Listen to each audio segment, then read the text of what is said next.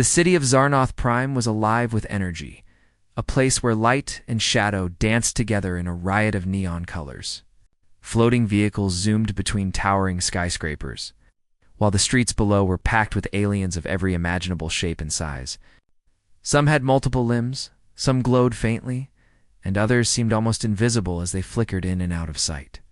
Among all this chaos, a single human walked carefully, trying not to draw attention.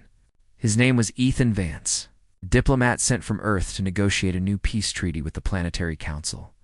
Ethan had studied the customs, the languages, and even the etiquette of countless alien races before stepping onto Zarnoth Prime. But nothing could prepare him for the overwhelming reality of the city. The smells, the sounds, the movement, it was all faster and stranger than anything he had imagined. He clutched his purse tightly, unaware that it contained documents and codes vital for his diplomatic mission. Meanwhile, in the narrow alleys and shadowed corners of the lower district, a young alien girl named Lyra moved quickly and silently. She was no older than 16, her skin a soft violet and her eyes large and golden. Life in the lower districts was hard. Every day was a challenge to find food, shelter, or work. Lyra had learned to survive by observing, by listening, and by being clever. She never stole, not out of morality alone, but because she knew that trust was worth more than credits in the long run. As she darted across a crowded street, she noticed something unusual: a small, human-made purse lying on the ground, slightly hidden under the foot of a towering alien vendor. Curious, she stepped closer, her golden eyes scanning the area. Many people passed by without noticing it, their attention caught by the chaos of the market. Lyra picked up the purse carefully. It was heavier than she expected, and as she shook it slightly, she heard the faint clink of metal inside. Her instincts told her that this was no ordinary item. Unlike the usual trinkets and coins she saw in the market every day, this purse carried a strange energy, almost as if it were alive with importance. At that moment, she also noticed the crowd behind her becoming frantic. A human, looking anxious and slightly out of place, was moving through the crowd, scanning the ground desperately.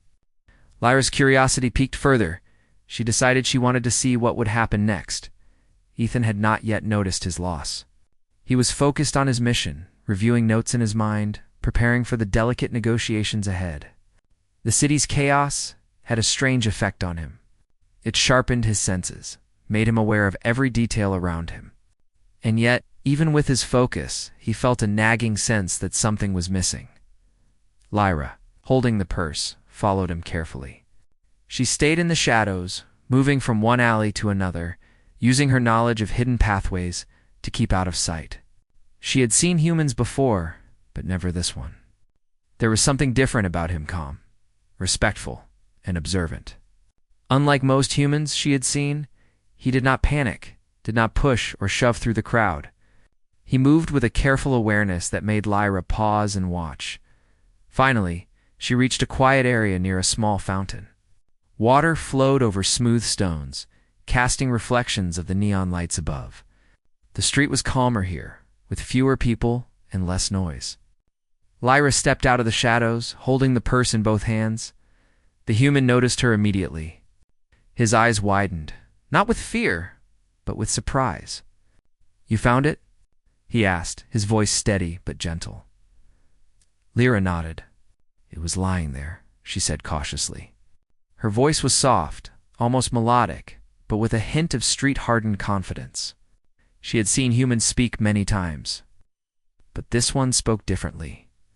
There was respect in his tone. Ethan took a careful step closer, his eyes scanning her features. "Thank you," he said sincerely. "This is very important." He did not reach for the purse aggressively. Instead, he gave her space, showing that he trusted her judgment. Lyra blinked. She was not used to being trusted by anyone, especially not humans. "Why did you pick it up?" Ethan asked curiously. He wanted to understand the young alien, not just get his purse back. Lyra hesitated. She did not usually talk to strangers, especially not humans. But something in this man made her feel that it was safe. "I wanted to see what would happen," she admitted. "Most people would not care, or they would fight over it. You are different, Ethan smiled. A small, genuine smile that seemed to warm the air between them. I try to be different, he said simply. Not all humans are the same, you know. Lyra studied him, her golden eyes reflecting the water of the fountain. She had learned long ago that appearances could be deceiving. Strong-looking aliens could be weak. Gentle-looking humans could be cruel. But something about Ethan made her believe he was honest. For a few moments, he stood in silence, just looking at each other. Around them, the city continued its endless dance of light and shadow. But here, in this quiet corner, there was a strange sense of peace. Finally, Lyra handed over the purse. Here, she said. I think it belongs to you. Ethan took it carefully, feeling the weight in his hands. You could have sold this, he said, curiosity and admiration mingling in his voice. Lyra shook her head. I don't steal for money, she said simply. I like to know people's reactions. It tells me a lot. Ethan's expression softened. He could see the intelligence behind her words, the sharpness in her eyes. I'm glad you decided to return it, he said. You've shown more courage than many grown diplomats I know. Lyra tilted her head, unsure if he was joking or serious. Courage? She asked. Yes, Ethan said. It takes courage to do what is right, especially when no one is watching. Lyra considered his words. She had never thought about it that way before. Most days were about survival, not moral lessons. But this human seemed different. He made her feel like maybe there was more to life than just getting by. Before Ethan could say more, a commotion erupted in the distance. Some alien merchants had noticed the purse being picked up and were calling out, creating a small crowd. Lyra's instincts kicked in. She had to move quickly before things got out of control. Ethan noticed her hesitation. You don't have to run, he said calmly. You're safe here. Lyra hesitated, then nodded. I should go, she said. The streets won't wait for anyone. Ethan reached into his pocket and pulled out a small, sleek device. Take this, he said, holding it out. It's a communicator. If you ever need help or just want to talk, you can reach me. Aye! Lyra blinked in surprise. No one had ever offered her something like this before. She took it cautiously, turning it over in her hands. Why are you helping me? Because, Ethan said, sometimes the right thing to do is more important than anything else. With that, Lyra vanished into the alleys, clutching both the purse and the communicator. Behind her, Ethan watched a sense of hope and curiosity stirring within him. This encounter was unexpected, but somehow he knew it would change both their lives. The city of Zarnath Prime continued its endless hum, unaware that a street girl and a human diplomat had just formed a bond that would reach far beyond its neon-lit streets. And somewhere in the shadows, Lyra smiled, thinking of the human who had shown her a world she had never dared to dream of. The next morning, Zarnath Prime sparkled under a pale pink sunrise. The city seemed calmer than the night before, though the streets were still filled with aliens hurrying to work.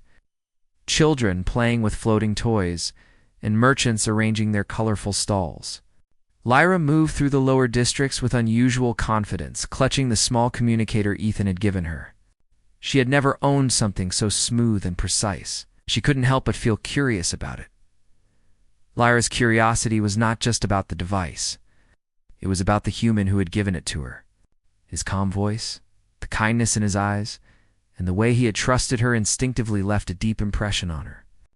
She had always thought humans were awkward, easily frightened, or careless.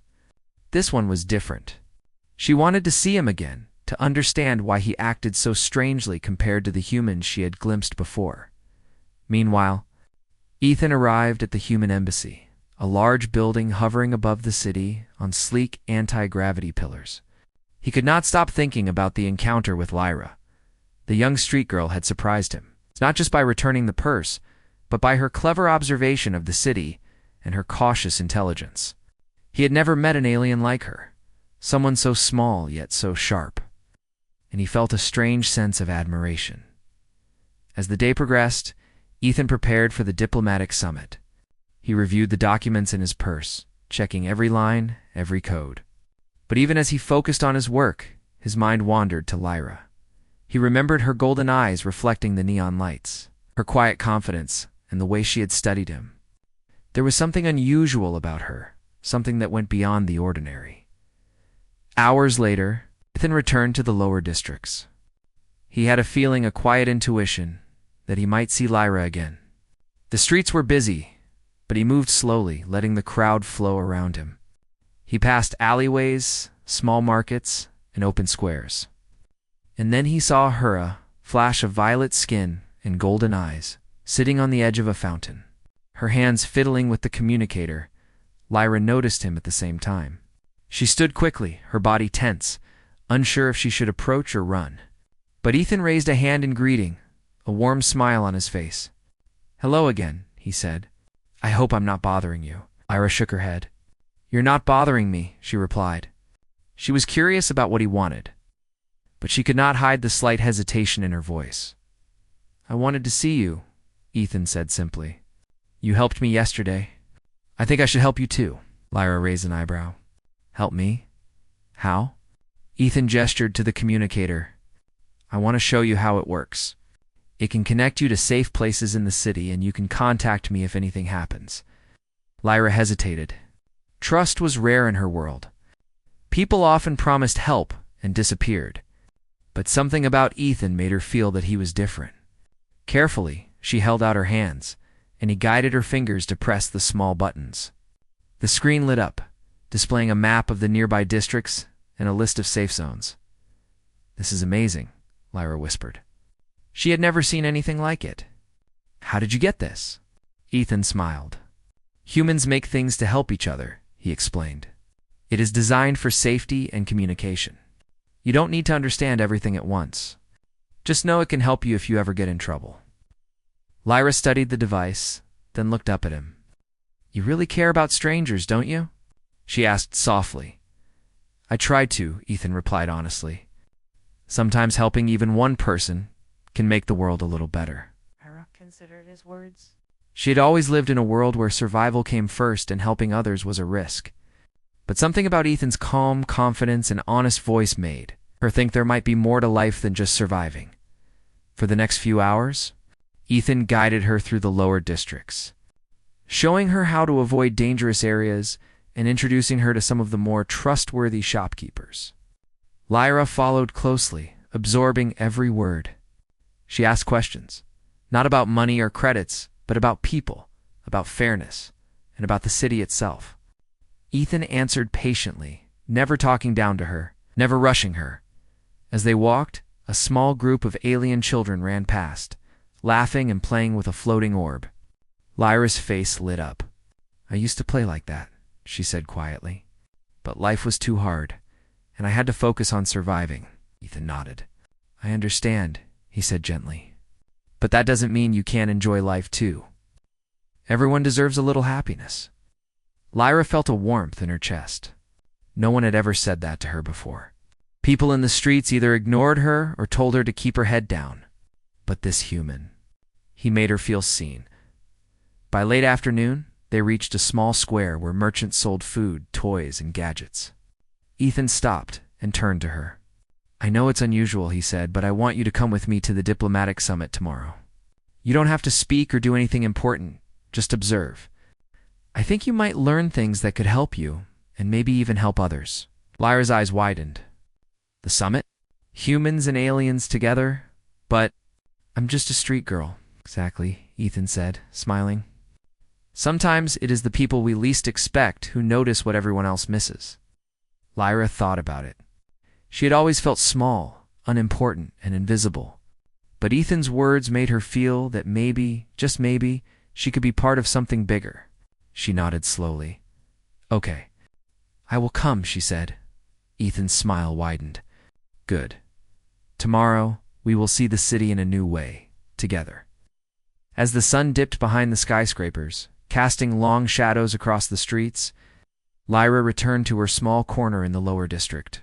She held the communicator close, thinking about the day, about the human who had trusted her, and about the possibility of a new life.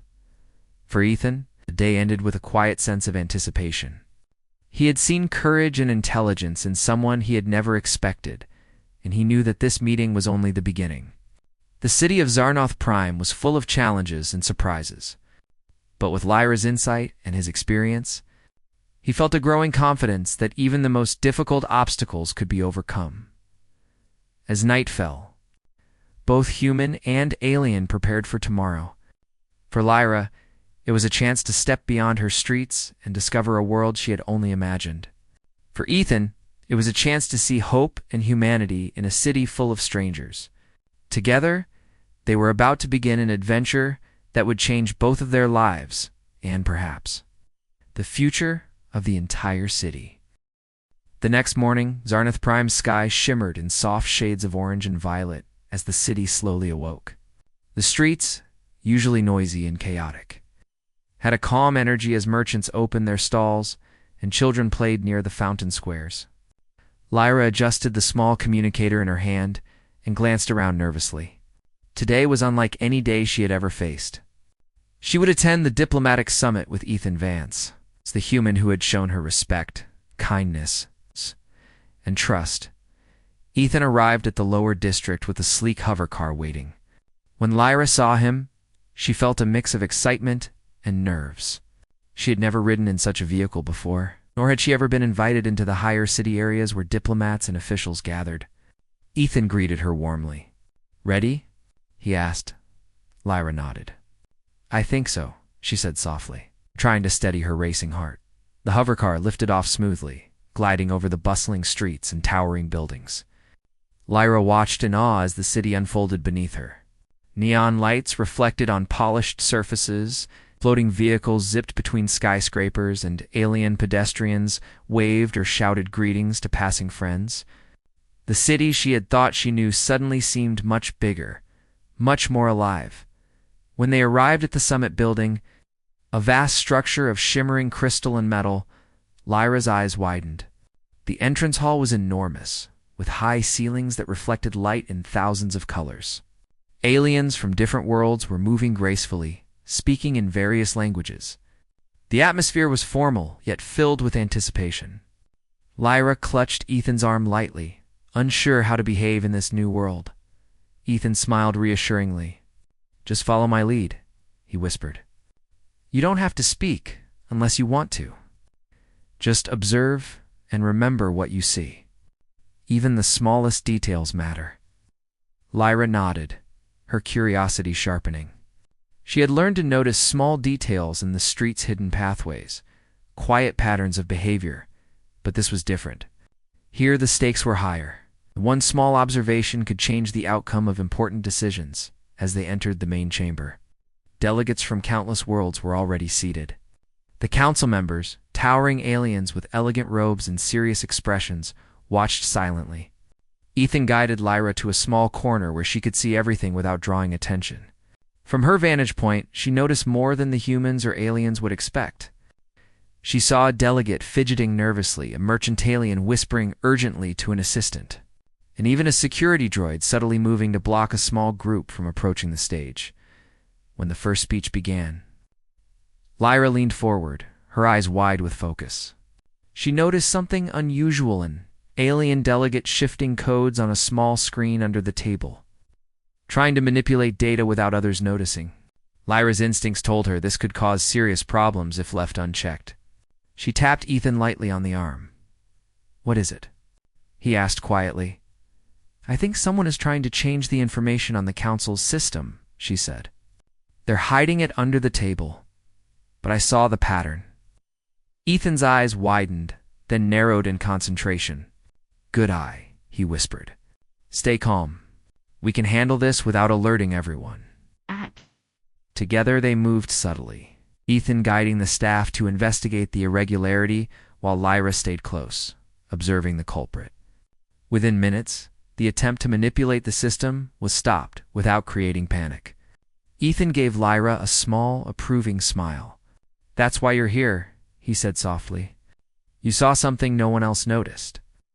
Lyra felt a surge of pride. She had always thought her street skills were only useful for survival, but now she saw that they could make a real difference.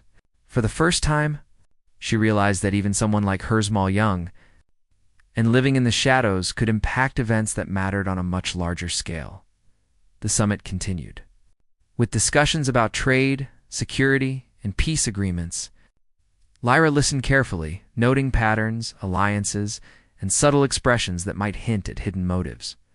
She began to understand the delicate balance of diplomacy and the importance of observation, patience, and courage.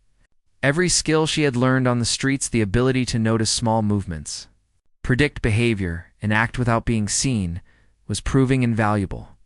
By afternoon, the summit reached a critical moment. A disagreement arose between two major factions, and tensions threatened to erupt into conflict. Ethan leaned toward Lyra, whispering instructions. "Keep watching. Look for anything that can help calm this." Lyra's eyes scanned the room. She noticed a young delegate shifting nervously and accidentally knocking over a small device that displayed a map of proposed trade routes. The other delegate's attention turned to the device, distracting them from their argument. Ethan seized the opportunity, speaking calmly and clearly, guiding the discussion back to compromise. Lyra's quick observation had indirectly helped him stabilize the situation. When the summit concluded, Ethan turned to Lyra with genuine gratitude. "You were incredible today," he said. "I couldn't have managed some of those moments without you." Lyra blushed. I just noticed things," she said softly. "That's all." "No," Ethan insisted. "Not just you showed intelligence, courage, and honesty. That is more than enough." For the first time, Lyra felt truly seen, not as a street girl, but as someone capable and valuable. The city outside the summit seemed to glow even brighter than before, as if reflecting the pride she felt inside. As they left the building, Ethan paused near a quiet fountain. "Lyra," he said, "I want you to know something important. Your courage and your honesty today have made a difference. You are part of this world in a way you may not realize yet. Never forget that even the smallest actions can change big events." Lyra smiled, feeling a warmth in her chest. I think I understand," she said. "Maybe my life doesn't have to be only about surviving anymore." Ethan nodded. "Exactly. You have more strength and insight than most people realize, and I hope we can continue to work together. You have a gift for noticing what others miss. That is rare and valuable." Lyra looked around the city at the towering buildings, the floating vehicles, and the colorful crowds. For the first time, she saw possibilities instead of obstacles. She realized she could learn, grow, contribute to a world far bigger than the streets she had always known. Ethan extended his hand. "Shall we walk a bit? I want to show you a quieter part of the city, somewhere you can think and dream." Lyra took his hand, a gesture of trust and partnership. Together, they walked along the wide boulevard, neon reflections dancing around them, ready to face future adventures. Lyra knew her life had changed forever, and Ethan felt a renewed hope in humanity's potential to inspire courage and friendship, even in the most unexpected places. The city of Zarnath. But in a small corner of it, a human and an alien girl had formed a bond that no one could ignore. It was a bond built on trust, respect, and the courage to do what was right. And together, they were ready to face whatever challenges awaited, proving that even in a universe full of differences, humanity and friendship could shine the brightest.